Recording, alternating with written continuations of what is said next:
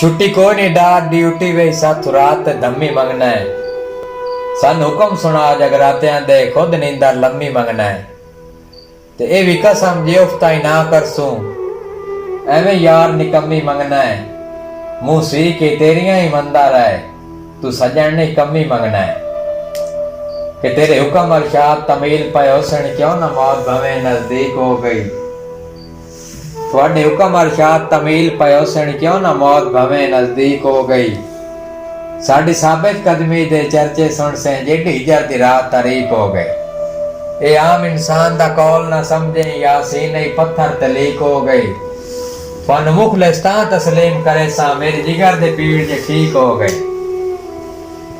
कि आया कोई नहीं पूछन लवारिस नू बीमार विराय के दिखा है।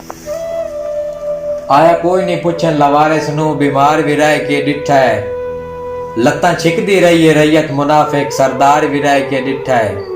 विचे रुस्तम कूड़ भी मारन पाए सचियार विराय के डिठा है। मेरे रुलन दा किसे नहीं मोल कतया मैं पार विराय के डिठा है।